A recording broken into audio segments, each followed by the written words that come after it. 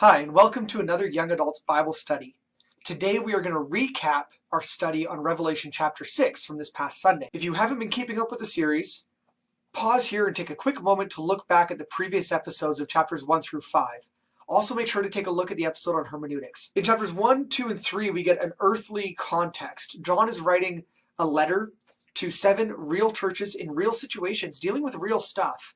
So it's important to know that context. In chapters 4 and 5, John is taken into the throne room of God, and the perspective of the rest of the book is written from the throne room, from this place where God is present, and not just present, but ruling on his throne. He is a king overseeing his kingdom, and it's from that context that we read the rest of Revelation. The Lamb is worthy to open the scroll. He is the conqueror, the victorious lion who conquered through his willing sacrifice on the cross. And as a result of that worthiness, the throne room, those who were there, the 4 living creatures and the 24 elders, began to worship him, and then all of heaven joined, and eventually all of creation joins in worship because the Lamb is worthy of being worshipped. And so that brings us into chapter 6. So chapter 6 is a chapter of the Bible, especially of Revelation, that has been widely used in various forms of media to depict all kinds of different judgments and activities,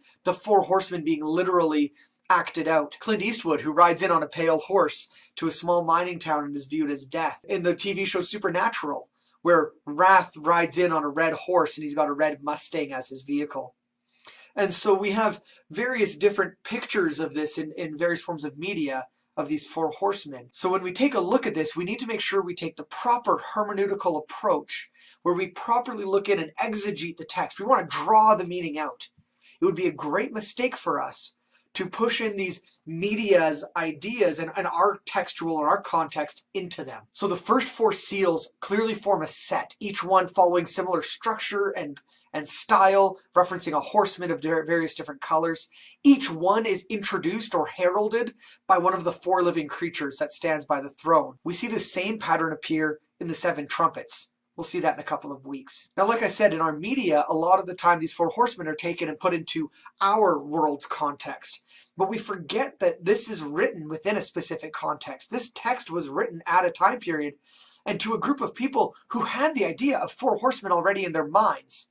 It would only take us a moment to flip back to Zechariah chapter 6, verses 1 to 8, where we see in the vision that Zechariah has and the message that Zechariah gives as a prophet, where he talks about the 4 horsemen or the 4 chariots that ride in the 4 different directions, to north, to south, to east, to west, sent throughout the world. The 4 chariots riding out in each direction are judgments upon the world coming out of Jerusalem in the context of Zechariah. And so these 4 horsemen immediately recall, for the Jewish reader, immediately brings to their mind judgment on the world. 4 is the number that represents the earth. North, south, east, west are the directions, the 4 directions on the compass that they are sent out in the book of Zechariah. And so it is clearly an earthly judgment. And yet, the 4 horsemen are limited to only judging 1/4 of the earth. Now, this forms a thematic flow that we're going to see throughout the rest of Revelation, where the trumpets destroy 1/3, and then the bowls destroy the entire earth. Now, the judgments laid out here are kind of 4-fold. There's 4 basic judgments that are carried out. There's the judgment of the sword, famine, wild beasts. Each of these 4 judgments are not isolated to the book of Revelation. They once again call us to Old Testament text. You could take a look at Ezekiel chapter 14 verses 21 to 23, where you see those same judgments being carried out. Or Leviticus chapter 26 verses 18 to 28, where these same exact judgments are the covenant curses that will happen to the Israelites if they do not obey God's commands. Deuteronomy chapter 32 verses 23 to 25, where these same judgments are carried out again with the same reason as in Leviticus, for the judgment of the people when they disobey God's law. And so we see these judgments are not made in a vacuum. This writing is not made out of nowhere. John specifically is pulling on Old Testament statements. You see, a prophet doesn't just tell future events. A prophet declares truth, often timeless truth. John here is simply repeating what God has already said he will do in terms of judgment in the law. John is seeing it from the heavenly perspective.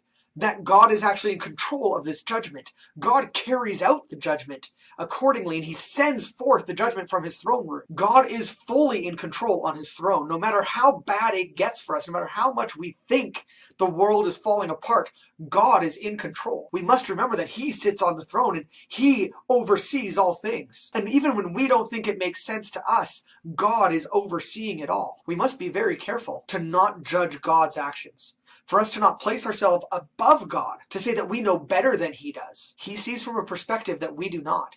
And part of the message that we see in Revelation here is that John is helping the people see a heavenly perspective that they are unable to see otherwise. And so for us, we have the opportunity to see God's view. And so God unleashes judgment, and he controls that judgment. He limits them to only a fourth of the earth. He also decides what it will be. He also gave warning to that in Leviticus and Deuteronomy. Next, I need to point out two very important errors that are often made in reading this chapter. The first error is timing. We must be aware that the timing of these events is not necessarily futuristic. Remember that prophecy is telling the truth. John is proclaiming something that is true. The judgments on the earth have been happening since the fall. Was the flood not a judgment? Were the 10 plagues of Egypt not judgment? God has the right to carry out this judgment because of his worthiness to open the scroll. The second mistake is sequence. Now there's a long-standing tradition of dispensationalism among Christians in the past 100 years. Dispensationalism suggests that there are a series of events that are chronologically predicted in the Bible. And by recognizing them in history, we can see how the future ones are going to be carried out. They would suggest things like perhaps World War II was the coming of the fourth horseman, death. And so everything after that is the fifth seal, which is the martyrs begging for relief, or maybe we're in that stage now. And that the sixth seal is perhaps the final judgment or the end of times. This is I think, misunderstanding of Revelation. See, Revelation is written from a heavenly perspective.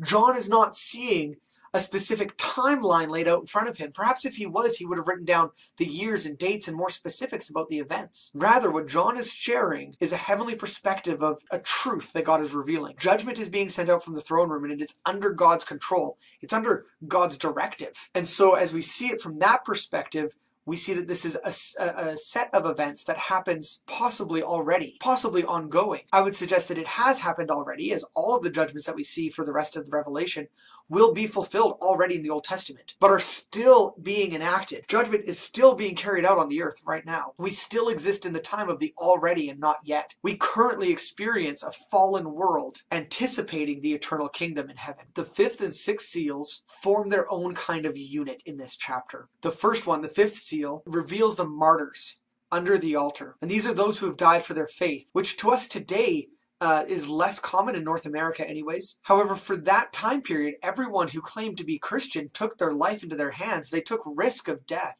Every one of them walked every day with the chance to become a martyr. Not as a positive thing. It wasn't something that we sought after. Yes, they saw joy in dying for what they believed in and being counted worthy to suffer with Christ. Absolutely, that was stated. And yet they did not seek martyrdom as a means for fame. But the martyrs cry out for justice. They are under the altar and they cry out to God, how much longer must our suffering go without penalty? How much longer, Lord, will you allow this to continue? They are calling for a response. They are calling for justice. And fortunately, they do not really have to wait long. The sixth seal then reveals the people of God in the final judgment and their response. And they hide under the mountains and call, oh, if only the mountains would fall on us and hide us from the one who is destroying us. Notice that both groups have questions to ask. Both groups do end up receiving an answer. The martyrs received their answer almost immediately with the sixth seal. And the unbelievers, those who are being destroyed and carried out in the judgment, they find their answer in chapter 7. So note that the two groups of people, the people of God and those who dwell on the earth, each respond to the four horsemen differently. One group sees the four horsemen as God's justice being carried out on the earth, while the other group sees it as God's wrath being poured out upon them. And in all of this judgment, the Exodus imagery of the 10 plagues must be noticed. We'll see even more of those parallels as we continue into the trumpets and the bowls, as it becomes almost literally the same. And so we see these are not necessarily future and end time events, but rather these are fulfillments of events